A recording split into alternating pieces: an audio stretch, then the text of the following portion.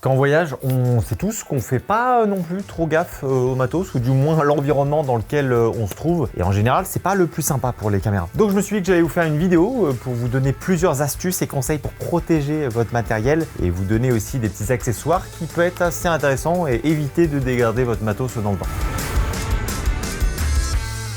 Ok, on commence avec le sac photo parce qu'il y a des choses à dire. Et en fait, beaucoup justement vont dire qu'il faut prendre un sac assez robuste. Et en soi, c'est vrai, plus vous avez un sac costaud, plus il va quand même résister au choc. Mais je suis pas spécialement non plus d'accord à 100% avec ça. Le problème qu'on a avec les sacs qui sont justement un peu plus résistants, c'est qu'ils sont assez lourds. Et en général, ils sont un peu plus chers aussi. En fait, ce qui est important avec le sac, c'est, alors certes forcément l'environnement, mais aussi c'est ce qu'il y a dedans. Et notamment le système de cubes. Je pense que vous devez le savoir, mais la plupart des sacs aujourd'hui fonctionnent avec des cubes, donc c'est en fait des trucs qu'on vient insérer dans le sac et ensuite on vient mettre le matos. Moi je sais que j'en ai plusieurs, j'en ai justement de différentes tailles qui sont plus ou moins résistants. Et ce qui est trop cool avec ce système de cubes, c'est qu'en fonction de ce que vous avez besoin, si vous voulez plus de matos vidéo ou alors un peu de matos vidéo et mettre des fringues, vous pouvez choisir entre guillemets la taille que vous voulez et c'est surtout vous pouvez le transvaser dans tous les sacs que vous avez. Donc moi j'ai un peu fait le choix d'investir dans les cubes un peu plus chers, on va dire. Là c'est de la marque, c'est ça, c'est F-Stop. Et ce que je vais faire, c'est que je vais le mettre dans des sacs qui sont un peu moins solides. Typiquement, je vous avais parlé du sac Decathlon il y a pas longtemps, qui est un sac qui coûte vraiment pas très cher. Et le problème, c'est qu'il n'est pas hyper résistant, mais du coup, je vais mettre des cubes comme ça qui vont beaucoup mieux protéger mon matos et ça me permet d'être un peu plus tranquille quand je voyage ou quand je bouge. Bon, après, je dis pas non plus que les sacs robustes, ça sert à rien, j'en ai plein. Je dis juste que de temps en temps,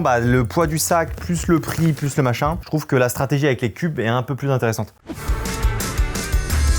Ok, on va parler d'un autre truc maintenant qui est tout aussi important, c'est comment protéger l'optique. Parce qu'on va pas se mentir que quand on est au début de notre voyage, on va faire vachement attention à l'optique. Et plus on va avancer, moins on va faire gaffe. Et c'est à ce moment-là, on peut mettre des espèces de petits stars sur l'optique qui sont irrécupérables. Donc pour contrer ce problème-là, j'ai trois options. La première, c'est avec un pare-soleil. L'intérêt que ça a, c'est que vous n'allez pas pouvoir non plus trop taper sur la lentille directement. En fonction des optiques, vous allez avoir des pare-soleils, on va dire, différents. Mais mine de rien, si vous mettez comme ça l'optique dans votre sac, vous voyez bien que la lentille va pas taper. Personnellement, moi sur mes Fuji, j'ai toujours le pare-soleil qui est mis en place. En fait, je le change jamais. Et du coup, ça me permet de, en fait, quand je le mets dans mon sac, typiquement, je mets jamais le capuchon. J'ai toujours uniquement le pare-soleil et ça me suffit largement. Et pour le coup, j'ai jamais eu aucun star sur l'optique. En fait, ce qui est intéressant, c'est que c'est toujours pas fourni avec l'optique. Donc, si jamais on n'a pas envie de s'embêter ou qu'on n'a pas le temps de pouvoir protéger son optique, ça peut être toujours bien d'avoir un petit accessoire à prendre. Accessoirement, ça peut servir aussi pour la vidéo, pour la photo, pour éviter d'avoir des flares. Et si ça peut protéger l'optique, tant mieux. Et donc, c'est là où on passe à l'option numéro 2. Et cette option-là, c'est de mettre ce qu'on appelle un filtre UV. Alors, un filtre UV, ça servait surtout à l'époque quand on avait les anciens boîtiers pour justement contrer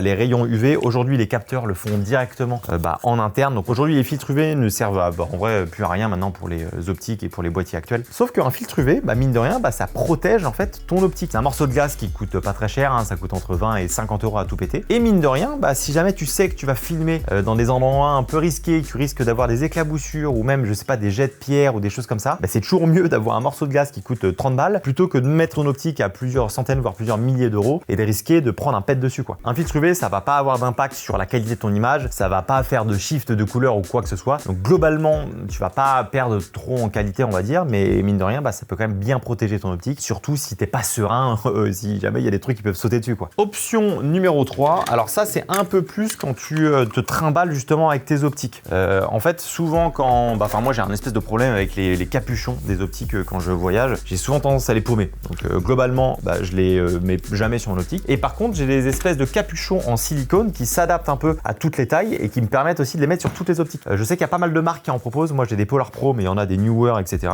Et du coup, c'est un espèce de bouchon en silicone que tu vas mettre par-dessus l'optique. En fonction de la taille, c'est plus ou moins évident à mettre. Et du coup, ça permet déjà de résister au choc parce que là, du coup, l'avant est dur et sur le côté, c'est en silicone. Et du coup, tu peux l'adapter un peu à toutes tes optiques. Et typiquement, moi, j'en ai plusieurs des bouchons comme ça. Et quand je voyage et que je sais que je vais paumer les capuchons, je préfère mettre ça et comme ça, je peux ranger mon optique. Attention, par contre, à bien prendre la bonne taille parce que moi je me suis un peu fait douiller parce que là typiquement sur les gros ça passe mais sur les plus petits quand je le mets dessus hop ça va tomber. Donc il faut bien faire gaffe à soit en avoir un qui est un peu élastique pour que ça prenne bien la bonne taille ou alors si vous avez les plus petites optiques bien prendre la bonne taille parce qu'en général il en existe plusieurs. Est-ce que vous savez ce que c'est ça. C'est surtout à quoi ça sert, parce que normalement, vous l'avez déjà vu, c'est dans tous les sacs photos qu'on achète, c'est même de temps en temps dans des pompes et aussi dans des fringues. C'est ce qu'on appelle des capsules de silice et on en a du coup partout dès qu'on achète quelque chose. Et la plupart des gens vont le jeter, alors que pourtant, c'est hyper précieux pour notre matos. En fait, la fonction de ça, c'est un espèce de gel qui va absorber l'humidité. C'est pour ça que c'est hyper important de les laisser dans le sac. Si jamais il a plu et que vous rangez votre matos, ça peut capturer une partie de l'humidité.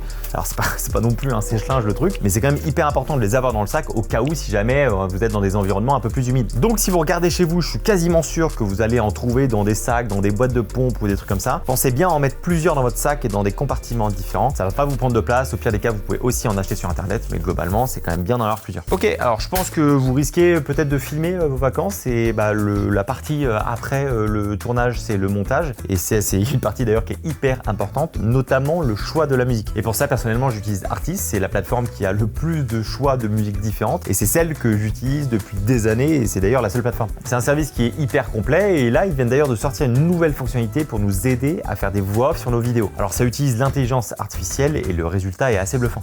In an infinitely small world, the lion is the king of the jungle with his pack. He roams the earth in search of food. Tu peux du coup choisir un style de voix off et tu lui fais dire exactement ce que tu veux. Et ça, mine de rien, quand vous voulez raconter une histoire dans votre vidéo, que ça soit de vacances ou autre, ça a un impact qui est beaucoup plus puissant et personnellement, je trouve ça trop utile d'avoir un outil comme ça. Alors pour l'instant, c'est uniquement en anglais. On a beaucoup de choix de voix et on peut aussi jouer un petit peu sur les sliders pour, on va dire, personnaliser la voix et la rendre encore plus naturelle. Artlist, ils ont aussi une énorme bibliothèque de sound design, ils ont des templates de motion design, ils ont même des vidéos libres de droit. C'est clairement l'outil tout en un que je recommande depuis des années, donc en fonction de ce que vous avez besoin, vous avez plusieurs plans et si vous passez par mon lien en description, vous aurez 2 mois supplémentaires gratuits. Donc merci à Artlist et surtout merci à vous qui passez par mes liens d'affiliation, vous contribuez à réaliser ce genre de vidéo.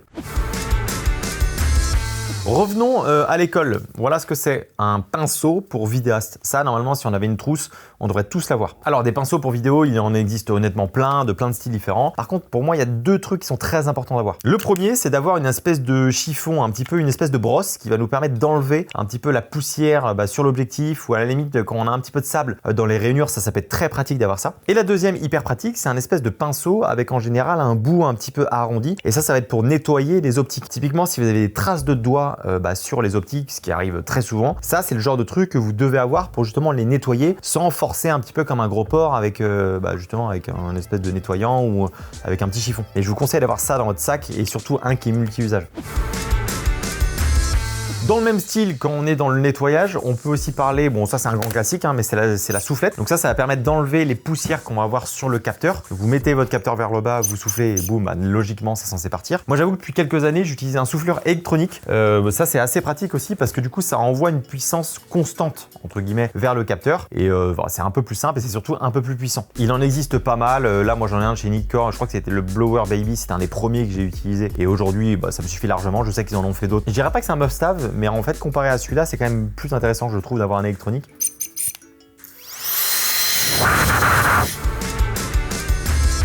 Combien de temps est-ce que tu es capable de rester à regarder un capteur à l'air nu? Moi, je sais pas pourquoi, c'est un truc qui me cringe, mais je déteste voir un capteur à nu. Enfin, je sais pas, ça me fait un truc. Je vais le remettre le bouchon. On est mieux. Il y a un moment où, normalement, vous allez avoir des marques sur vos photos ou sur vos vidéos. Ça peut comme être des espèces de taches un petit peu à l'écran. Et ça, c'est un signe, du coup, qu'il y a une marque, enfin, il y a quelque chose sur le capteur. Alors, bien souvent, on l'a vu avec les trucs juste avant, soit avec un souffleur manuel ou électronique, vous allez pouvoir l'enlever. Mais de temps en temps, ça va pas partir. Et là, normalement, tu sais pas quoi faire. Si c'est votre cas, vous avez 2 options. Soit vous n'êtes pas serein avec un oursin dans la main, 2 mains gauches, t'es myope et t'as un poil à Parkinson. Dans ces cas-là, il faut limite mieux aller se rapprocher d'un magasin pour nettoyer votre capteur. Soit vous prenez votre courage à 2 mains et vous allez nettoyer votre capteur vous-même. Et la vérité, c'est que c'est hyper simple de nettoyer un capteur soi-même. Il y a des kits qui existent et qui sont très bien et c'est surtout, vous avez des dizaines de tutos pour vous aider sur YouTube. Alors, t'as un poil l'impression de jouer à Dr Maboul où il faut vraiment pas y aller comme un gros bourrin, sinon tu vas l'exploser. Mais si tu es assez doux, que tu fais très attention et que tu es, on va dire, assez précis, en vrai, honnêtement, moi, ça se fait très bien. Et en faisant ça, dans la plupart des cas, vous allez réussir à enlever la poussière qui était un peu plus résistante. Alors après, si vous faites ça et que vous avez encore une marque sur votre capteur, soit vous jetez la caméra, soit vous allez voir un spécialiste directement parce que là, du coup, je pense pas que vous allez pouvoir faire grand chose de plus, quoi.